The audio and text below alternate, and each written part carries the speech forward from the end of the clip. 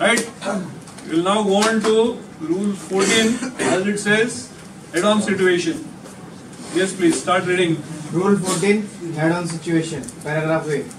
When two power-driven vessels are meeting on reciprocal or nearly reciprocal courses so as to involve risk of collision, each shall alter her course to starboard so that each shall pass on port side of the other. Now, a few things here. One, the rule very clearly says head-on situation, each vessel shall alter her course to starboard so that it shall pass on port side. Now the question here is this head-on or is it not? Yes. It looks head-on. If I have a ship somewhere here, is this head-on? Let's say this was ship B, this is C. Is it head-on? Why not? Nearly head-on, isn't it? Reciprocal or near reciprocal? That is the next paragraph, so we have to look at that. So just continue here. Paragraph B.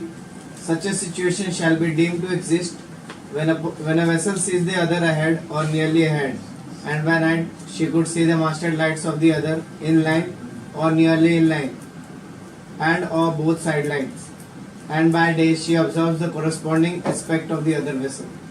Now it says meeting the other vessel on reciprocal or near reciprocal. So there are some conditions to say it is head-on. Number one, it says is reciprocal or nearly reciprocal. Next, what else is there? So that she can see sees the other one right ahead or nearly ahead. Right? So right ahead or nearly right ahead. Next condition is Masthead lights masthead lights in a line. nearly in a line. Mast lights, In line. mast headlights of course, in a line or nearly in line, and or Both side lights. both side lights. So there are a lot of things we need to consider here. Right? First thing is reciprocal or nearly reciprocal. The question is, if this is heading 000, this is 180, is it reciprocal? Yes. Let's say 1 degree either side, so 179, 181, is it reciprocal? Yes, sir. 178, 182, is it reciprocal? At what stage are you going to say no? 3 degree on either side. Total. Lot of variation I am getting. 3, 5, 7, 6. All kinds of figures are there. Easy. 1 second. One at a time, please. Yeah. So in Cockcroft it's given 5 to 7 degrees. Cockcroft says 6 degrees, not 5 to 7. I have read that. But let me be very clear on that. Cockcroft says that for 1960 rules. It doesn't say for the current rules. Remember one thing. Cockcroft, whatever he says, with due respect, it is his understanding of the rules. I have good respect for him. I'm not saying what he's saying is wrong. But he's saying that with respect to 1960. You can read that. Right? And why he says 60? Because I don't know in 1960 what was the practical cutout. In the present rules, the practical cutout is 3 degrees on either side. We got to keep that in mind. Right? So, when you say nearly reciprocal, for the present, somebody said 5 degrees, 5 to 7 you were saying. Somebody else said 5 here. How do you get 5? How do you say 5? 2.5 each side. Why 2.5 each side? You read it somewhere. So, since the practical cutout is 3 degrees, I would say 3 degrees, and I will explain it to you why I am saying 3. That is very important to understand. Right? Now, Let us look at it like this. If I draw a sector of 3 degrees either side, this is 3 degrees, this is also 3 degrees. 3 degrees. If a ship is here, can he see both the side lights? Why not? I got a ship here. This position D is a ship. He can see both the side lights because the port light will cut off 3 degrees to starboard, isn't it? And he is within the sector. Right? Yes or no? This sector is plus or minus 3 degrees from the 0, 0, 0 heading. I have taken 3 degrees either side. Right? So if a ship is here, he will see both the side lights. I am not even talking of the heading of the other ship, mind you. I am only saying by position. He may be heading anywhere. If the ship is here, let's say in position E, can he see both the side lights? No, sir. He will not see the port side light because it is beyond 3 degrees cut off. But he will be able to see the starboard light. Yes or no? Yes, sir. Clear or any doubts? So 3 degrees either side, plus minus 3 degrees is the sector for head on. Because the other vessel will not see you irrespective of his heading, mind you. I am not even talking of his heading. If he cannot see both your side lights, it is not a head on situation, isn't it? Of course, it is and or both the side lights. But we need to look at the entire rule to interpret. Why says and or both the side lights? Because During heavy weather. in daytime, we says corresponding aspects. We will come to that later. But right now when he says and or both the side lights, the or part is because you may be beyond the visibility range of side lights. Visibility range of side lights is theoretically 3 miles. Practically it is much more, we have all seen it at sea. But if he is beyond the visibility of side lights and is seeing only the mast lights, so mast lights in a line or nearly in a line and or both the side lights, you got to keep this in view when you are interpreting reciprocal or near reciprocal as well as right ahead or nearly ahead. So the right ahead, nearly ahead, reciprocal, nearly reciprocal, this will of course for the course, but right ahead, nearly ahead would be 3 degrees. Right? Same way for reciprocal or nearly reciprocal, again, if you use the same logic, what we are talking of here, if the heading is more than 3 degrees out, then you will not be able to see both the side lights. Right? So right ahead or nearly ahead would be 3 degrees. Reciprocal or nearly reciprocal would also be 3 degrees. So I can safely take this off here and put it here to say anything between 177 to 183. 3 degrees either side, total 6 degrees. Right? So that is where you would see it. Clear or not clear? Yes. Any doubts? No. Because this paragraph B you will understand very clearly. Any doubts, please ask me again. Any issues? No.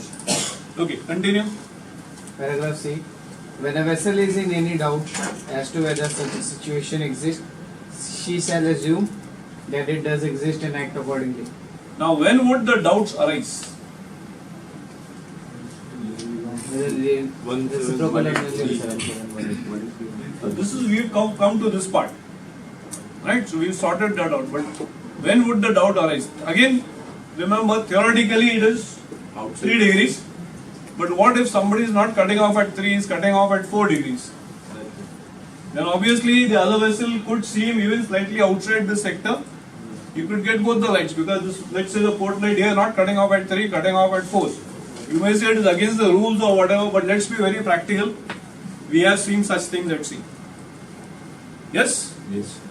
So that could be one, which means you should take it as a head-on situation because it comes within the definition. The definition does not say 3 degrees. This is our interpretation. Right? Yes. Plus, as somebody was saying some time back, what about yawing? If a vessel is yawing couple of degrees, then you will sometimes see the light, sometimes not see. Again see, not see. That will happen. So there again we will say head-on situation. Why? Because it says in paragraph C, when in doubt, assume it is head-on situation and act accordingly.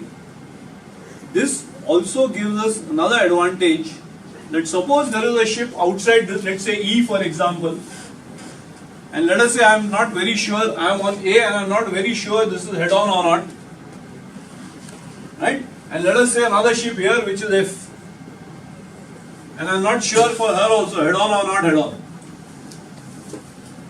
right? So as far as, of course we are taking one at a time, as far as E is concerned, if not head-on, then it would be crossing. And in crossing, I am the giveaway anyway because she is on my starboard. We will be doing the crossing rule next. But for F,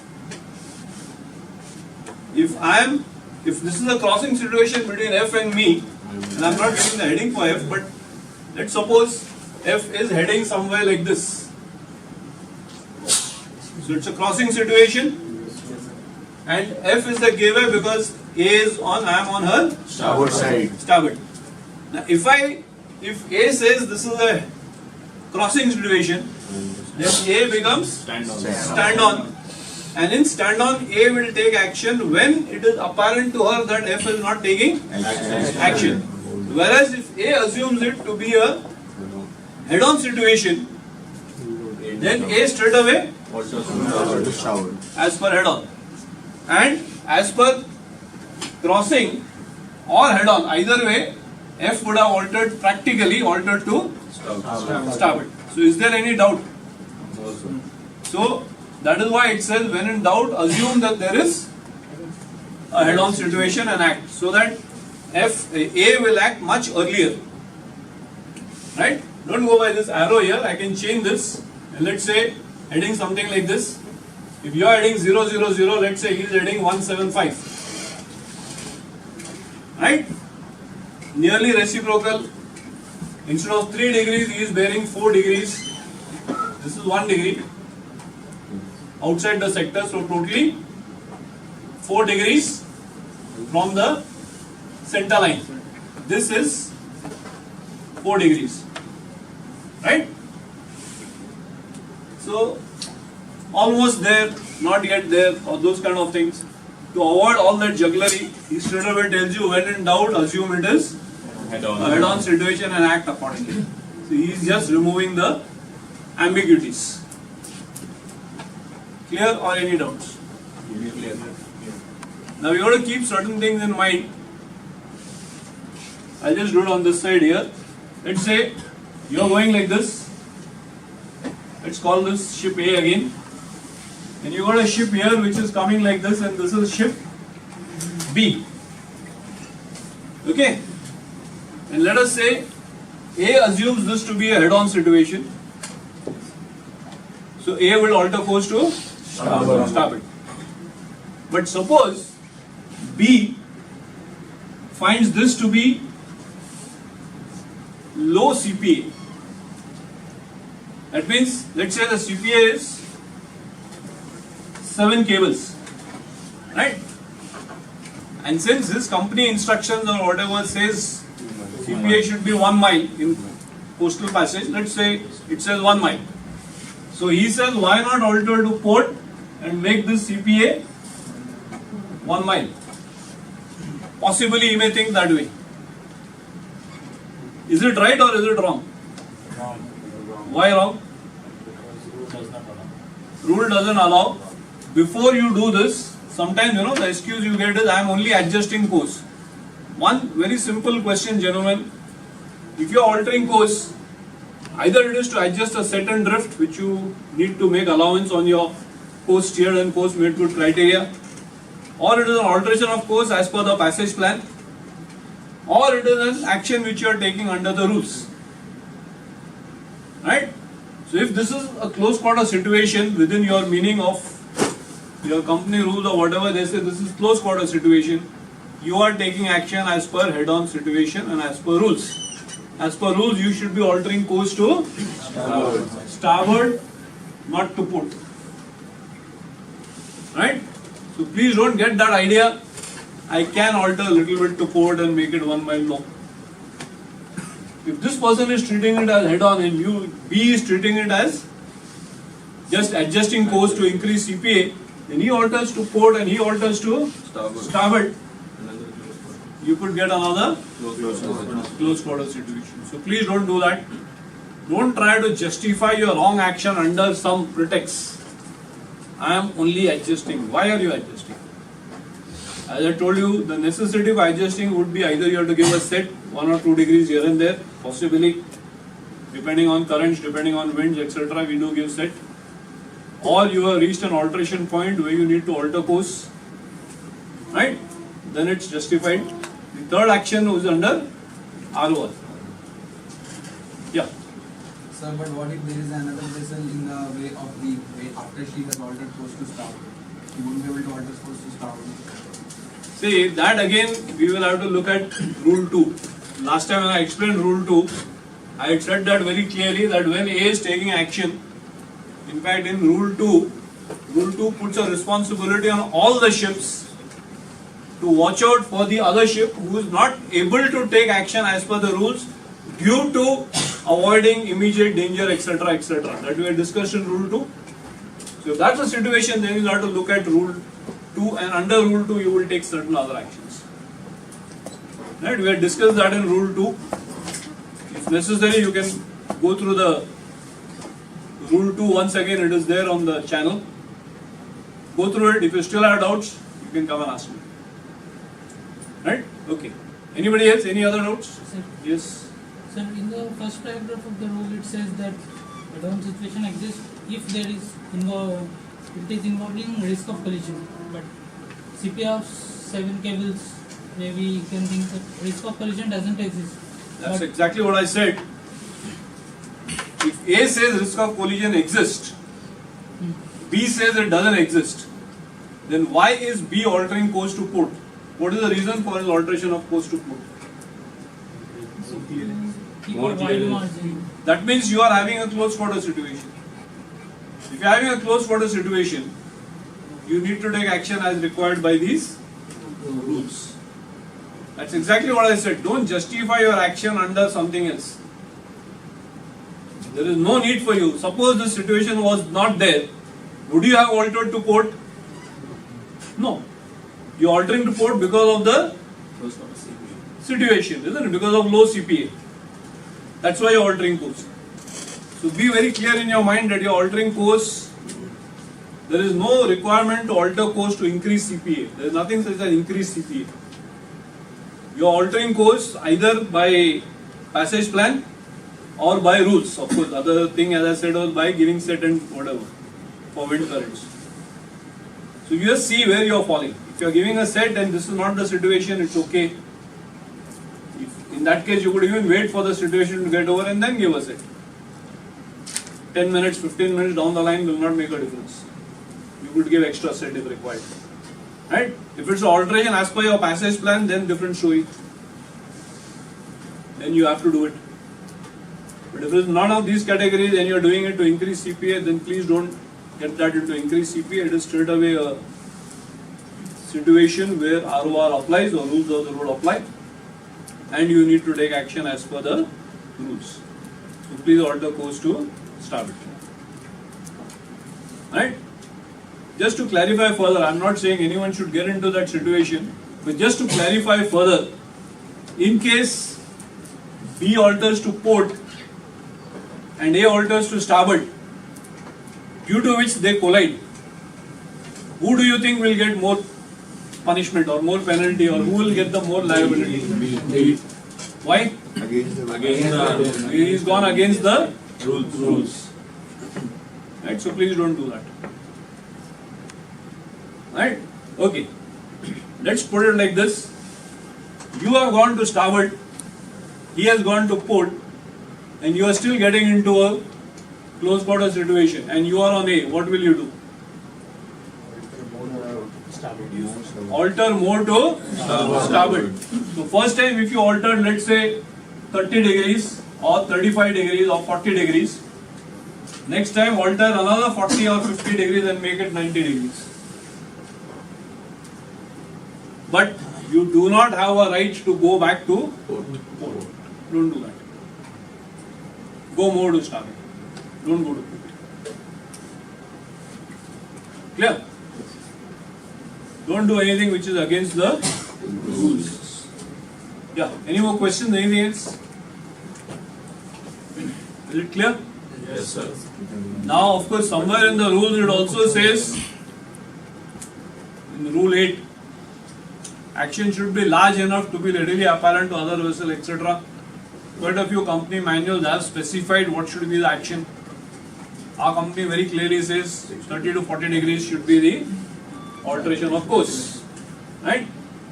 We have also specified what distance, etc. And remember one thing, head-on situation is one situation where the speed of the two ships add up when it comes to relative speed. So if you are doing 15 knots and he is also doing 15 knots, the relative speed is 30 knots. That means every 2 minutes you are covering 1 mile. Right? So if you decide to take action at, let us say, 8 nautical miles. Now, again, this is not in the rules, but this is an interpretation I am giving you. If you decide to take action at 8 miles, what will be the TCPA?